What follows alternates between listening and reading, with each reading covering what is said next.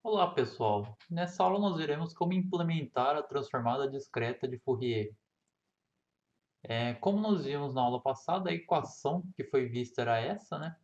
Cada valor do sinal no, no array de saída vai ser um somatório do array de entrada vezes essa exponencial complexa, que são chamados de fasores, né? Então nós vamos ver como implementar essa transformada no, usando o notebook Jupyter, né? Então vamos nomear esse notebook como transformada de Fourier e nós vamos importar o NumPy e o Matplotlib, como de costume, ok? E aí nós vamos definir uma função DFT, de transformada discreta de Fourier. Ela vai receber um certo sinal, que é o nosso Fn aqui da equação. Então ela vai receber esse sinal, que é um array, um D. Vamos primeiro implementar um D, né? Um sinal 1D. Nós vamos pegar o tamanho desse array, o nosso m da equação aqui, que vai ser o número de elementos do array. E aí nós vamos definir o array de saída como um np.zeros de tamanho m. E é importante que o tipo da saída vai ser complexo. Então a gente tem que pôr aqui, o NumPy tem o tipo complexo, que é np.complex. Então nós geramos um array de zeros do tipo complexo. E aí para cada m, ou seja, cada frequência de saída que a gente vai ter, ou melhor, M maiúsculo, né, para cada frequência de saída que nós vamos ter, para cada valor do nosso sinal, para cada n,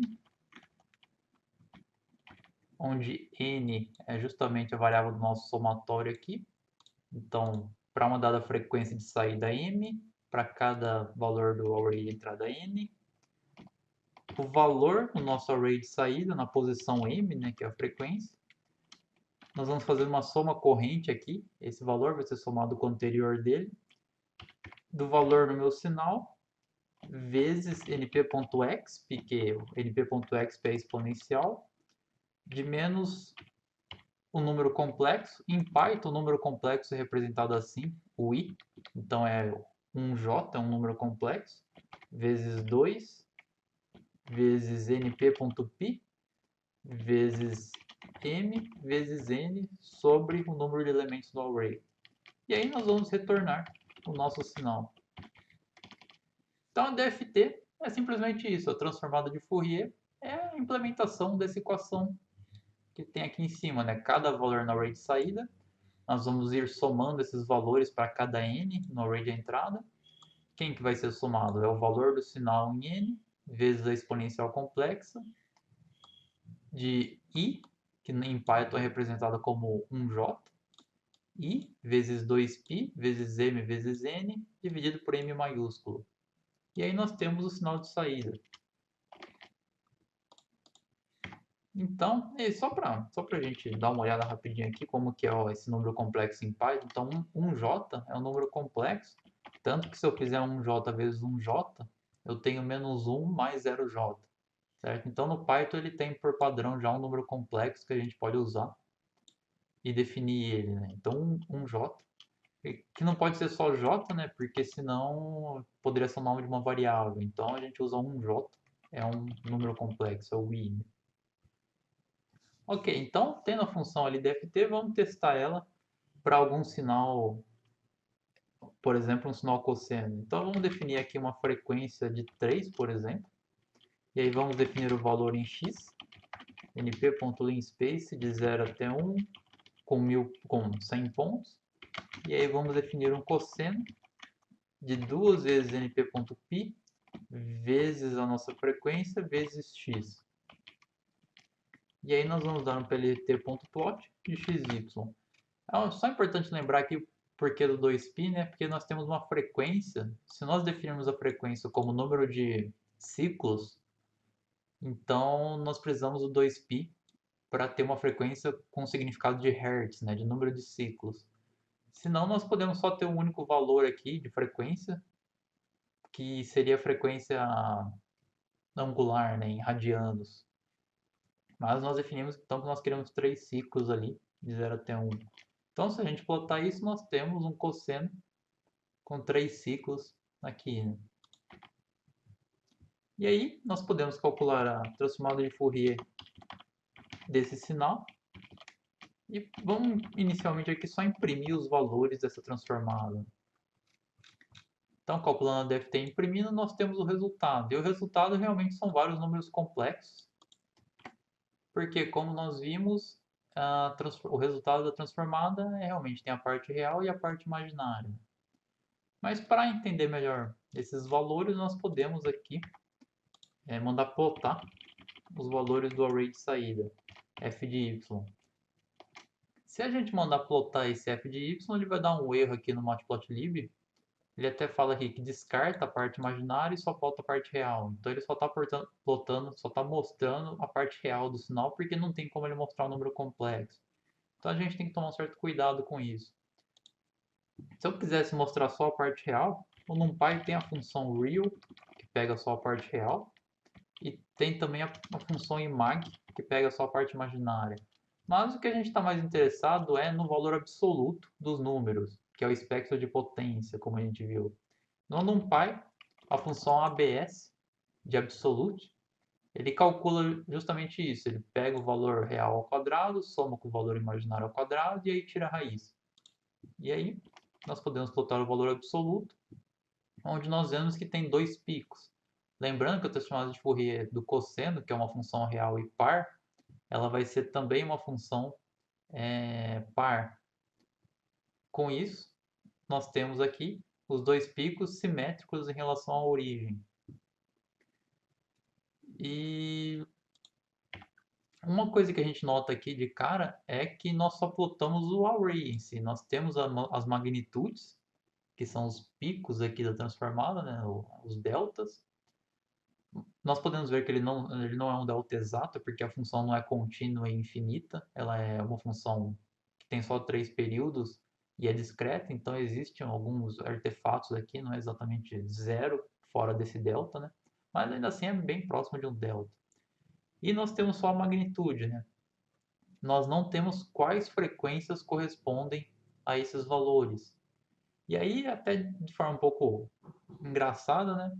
Calcular a magnitude da transformada de Fourier é uma coisa extremamente simples. Já calcular as frequências é um pouquinho mais chato. Para calcular as frequências, nós precisamos encontrar qual a frequência máxima que a gente pode representar e aí criar um vetor de frequências nesse intervalo. Então, essas frequências, lembrando do teorema de Nyquist que a gente viu,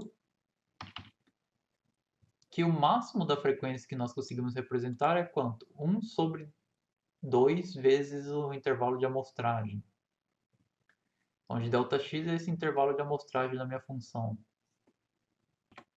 E aí, como nós temos a parte negativa e positiva da frequência, então qual vai ser o nosso intervalo de frequência? Nossas frequências vão de menos Fmax até mais Fmax, que é a frequência máxima.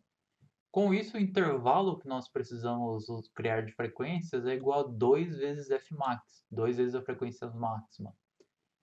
E esse intervalo ele vai ser dividido em m valores, onde m é o tamanho do sinal que a gente tem. Lembrando, o sinal na frequência vai ter o mesmo tamanho que o sinal no domínio espacial ou de tempo. Então, esse intervalo 2m dividido por m, ou melhor, desculpa, intervalo 2 vezes Fmax dividido por m valores, ele vai ter incrementos de frequência, então, igual a 2Fmax dividido por m, que é o intervalo de 2 vezes a frequência máxima dividido pelo número de pontos. Aí, lembrando que a DFT, do jeito que ela é calculada, ela possui uma ordenação peculiar das frequências.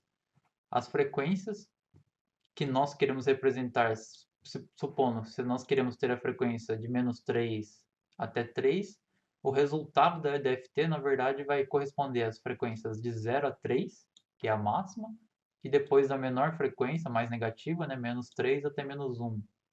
Isso se o tamanho do sinal for ímpar. Se o tamanho do sinal for par, não dá para ter um valor central aqui, né? Então, as frequências, por definição, elas costumam ir de 0 até 2, ou seja, 1 a menos que a frequência máxima aqui, e depois da frequência mais negativa até -1. Então nós vamos criar aqui uma funçãozinha para gerar as frequências da DFT. Tudo que ela vai receber é os valores em x. Então x seria os nossos pontos de amostragem do nosso sinal no domínio espacial ou do tempo, por exemplo. A primeira coisa que a gente vai pegar é o número de pontos no nosso sinal, e aí nós vamos definir o ΔX como sendo x1 menos x0. Ou seja, esse nosso ΔX é o nosso intervalo de amostragem, que é o mesmo ΔX da equação aqui. Então, ΔX é o intervalo. Com isso, a nossa frequência máxima vai ser 1 sobre 2 vezes ΔX. É a frequência máxima que nós conseguimos representar. Então, o nosso intervalo de frequências vai ser igual a 2 vezes Fmax. Certo? Então, o nosso intervalo aqui, total, vai ser 2 vezes Fmax. E a nossa variação de frequência de um ponto até o outro vai ser o intervalo de frequências dividido pelo número de pontos. Ou seja, o ΔF é o mesmo delta que da equação também. Então, nós temos esses parâmetros, né? O nosso intervalo de amostragem, número de pontos, frequência máxima, variação da frequência que nós temos entre pontos adjacentes. E aí, tem esse detalhezinho que a gente acabou de ver aqui, que se o sinal é ímpar, nós temos essa definição aqui. Eu vou da frequência 0 até a maior, da frequência mais negativa até a imediatamente anterior. Se não, se for par, eu vou do 0 até a 1 antes da maior e depois da mais negativa até -1. Então, se o nosso sinal for par, ou seja, se m dividido por 2 é igual a 0, nós vamos definir primeiro a metade do tamanho do m aqui, que a gente vai chamar de half m. Vai ser m dividido por 2, lembrando que barra barra no Python significa divisão e pegar o valor inteiro. Então metade do m vai ser isso. E as nossas frequências negativas, que a gente vai chamar de negative frequencies, vai ser igual a np.allRange. Nós vamos arranjar os valores aqui de menos metade de m até 0 vezes o nosso ΔF. Então, lembrando, ΔF vai ser o delta de frequências que nós temos. Então, nós vamos desde a menor frequência até o valor 0, menos 1, né? Que é exatamente esse cara aqui. Ou melhor, na verdade é esse cara aqui. Vão ser as frequências negativas, né? Então, eu vou desde a menor frequência até uma antes de 0. E aí, minhas frequências positivas vão ser novamente np.allRange. Aí eu vou da frequência 0 até half m vezes ΔF. Então eu vou desde o 0 até 1 menos a maior frequência, que seria esse cara que a gente anotou aqui, né?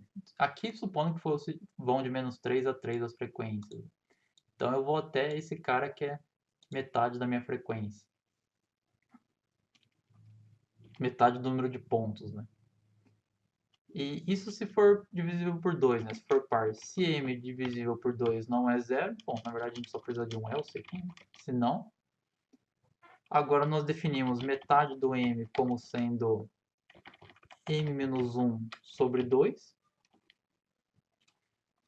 porque é ímpar o valor, né?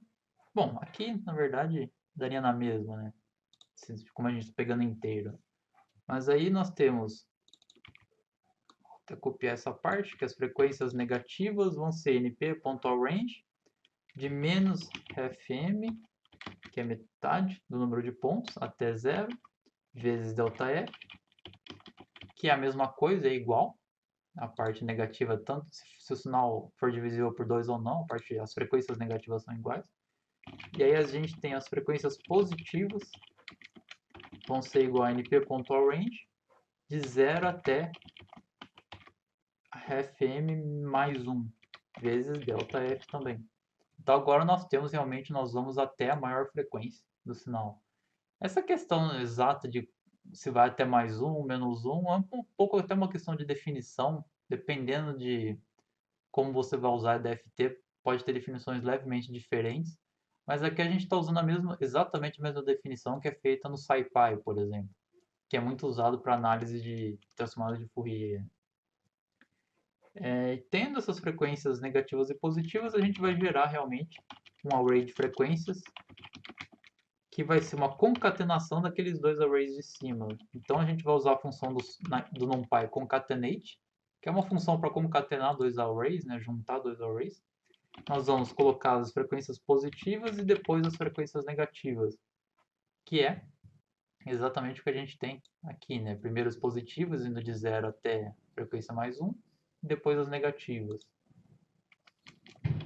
E a gente vai retornar as frequências. Ok, então é interessante notar, como eu falei, que calcular as frequências na verdade é mais trabalhoso do que calcular a própria transformada de Fourier, né? Pelo menos a discreta, né? Assim, a mais simples. Que nós temos também a FFT, que é a transformada rápida de Fourier, que nós não vamos ver nessa aula, né? Mas a DFT é bem simples de calcular. Bom, essas são as frequências. Agora nós podemos... Bom, nós já geramos o sinal aqui em cima. Lembrando que nós tínhamos o XY aqui, que era o nosso sinal. Então nós vamos agora... E nós temos o sinal em Y, e agora nós podemos então gerar as frequências usando esse DFT frequency, passando os nossos valores em x somente, que a gente só precisa deles para saber a frequência, e aí nós vamos plotar as frequências e o valor absoluto da nossa função em y aqui.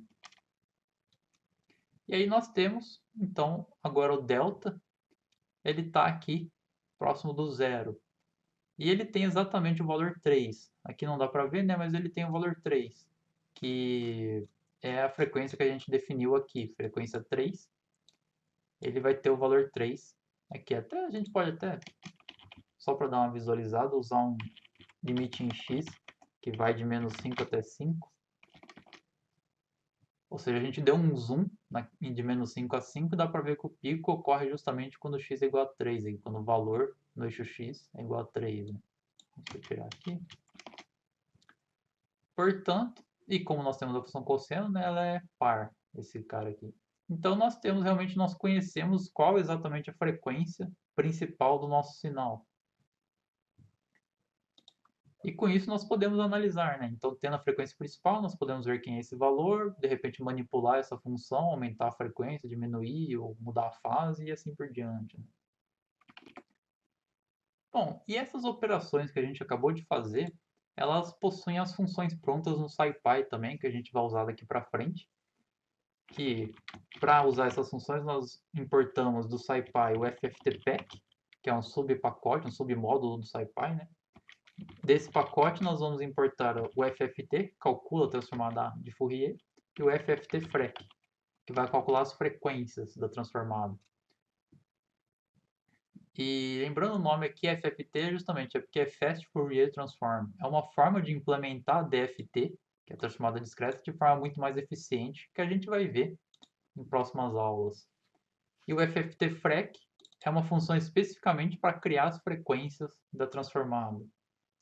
Então, se eu quiser calcular minha transformada aqui usando o SciPy, eu vou usar o FFT do SciPy passando o meu array y e as minhas frequências do SciPy eu vou calcular usando o FFTFrec de len de x. Eu tenho que passar o número de pontos que eu quero e qual o intervalo de amostragem. A gente pode ter a documentação aqui. Aí quando eu importei, então ele não vai ter documentação, mas o primeiro parâmetro é o número de pontos e o segundo parâmetro é o intervalo de amostragem, que basta pegar o valor do sinal em um ponto menos o valor do sinal do anterior. Se o intervalo for igualmente espaçado, né, nós teremos o intervalo geral usado para o sinal. E aí, só como teste, nós podemos aqui plotar essas frequências e o FY SciPy, lembrando do valor absoluto. Nós temos aqui os dois picos em 3 também, um sinal igualzinho, idêntico ao sinal que tinha ali. Né? Então, nós podemos usar o que a gente acabou de implementar para essas duas funções do SciPy, né? O FFT e o FFTFrec. Aí uma outra coisa que eu queria comentar aqui, que nós não vamos implementar, mas é só para ver. Eu carreguei aqui no notebook uma imagem de uma árvore e essa imagem ela tem bastante detalhes bem finos aqui, né, com bastante variação nesses galhos da árvore, como a gente pode ver aqui. E só para mostrar o efeito de aliasing, eu vou reamostrar essa imagem. E o conceito de reamostragem basicamente é pegar um pixel a cada intervalo. Então, por exemplo, se eu tinha uma imagem de 8 por 8, eu posso a cada 2 pixels salvar o valor daquele pixel. Então, eu pego o primeiro pixel, o terceiro, o quinto, o sétimo e assim por diante, tanto na linha quanto na coluna. Ou seja, eu estou reamostrando esses pixels e eliminando os pixels que eu digo que são irrelevantes. E aí no final, se eu amostrar minha imagem, por exemplo, de 2 em 2 pixels, eu vou tomar uma imagem com metade do tamanho da minha original. Para fazer isso, não é muito complicado, né? Eu tenho a imagem original, eu tenho o intervalo de amostragem que eu quero nas linhas e o intervalo nas colunas. Eu pego o tamanho da imagem, eu calculo o tamanho da imagem final, que vai ser o número de linhas ou colunas dividido pelo intervalo de amostragem, pegando o valor inteiro, né? Com isso eu tenho o valor da imagem final. Eu gero a imagem de saída, e aí para cada linha e coluna, eu vou lá e pego a linha vezes o intervalo de amostragem, eu tenho a minha imagem reamostrada. Então, aplicando essa função e mostrando o resultado, nós temos essa imagem que dá para ver que ela está toda estranha, né? Ela tem, por exemplo, nessa parte aqui, dá para ver que o que era para ser uma reta tá uma coisa toda quadriculada aqui também. Mas não só quadriculada, mas parece que surgiram frequências que não existiam na imagem, né? Padrões que não tinham na imagem original. Uma forma de mitigar esse efeito é justamente suavizar a imagem antes de reamostrar. Ou seja, o que eu posso fazer é eu pego a minha imagem original, dou uma pequena suavizada nela com um filtro gaussiano e aí eu reamostro a minha imagem. E aí se eu tentar mostrar essa imagem, eu vou ter uma coisa que é mais suave. É claro que eu ainda tenho uma resolução baixa para mostrar essa imagem, mas ainda assim não tem mais aquele ruído que aparecia quando eu só reamostrava a minha imagem. Eu suavizei ela para evitar esse problema de aliasing. Então fica uma imagem com uma qualidade um pouco melhor. E aqui só mais um exemplo desse efeito que eu gostaria de mostrar aqui. Eu só estou gerando uma imagem de tabuleiro, só que eu estou gerando como uma janela. Então a minha imagem que está sendo gerada aqui é basicamente isso aqui, um tabuleiro. Se eu der um zoom, eu tenho quadrado preto, quadrado branco, preto, branco, preto, branco e assim por diante. É um tabuleiro de xadrez, que costumamos chamar, né? Se eu pegar essa imagem e começar a redimensionar ela, ela vai começar, eu vou começar a ter artefatos, porque justamente o número de pixels na minha tela não é suficiente para mostrar a imagem com qualidade. Então eu começo a ter alguns artefatos que aparecem nessa imagem, a gente pode ir olhando, conforme eu vou mudando, a imagem vai se modificando, né? E às vezes eu começo a ter alguns efeitos, por exemplo, se eu diminuir ela aqui, a gente começa a ter existe um padrão aqui que não tinha na imagem original. Ou seja, tem esse cara aqui, umas bolinhas, uns quadrados estranhos que não tinha na nossa imagem original, né? Ele simplesmente é o efeito de eu amostrar o meu sinal numa taxa que é diferente da taxa real do sinal, ou melhor, eu amostrar o meu sinal numa taxa que é menor do que a maior frequência que eu tenho no meu sinal. E aí eu começo a ter esses padrões que não existem no sinal original. Então era isso que eu ia falar da transformada de Fourier. Nós agora vamos ver alguns exemplos de aplicação da transformada em imagens e também em alguns sinais 1D de exemplo.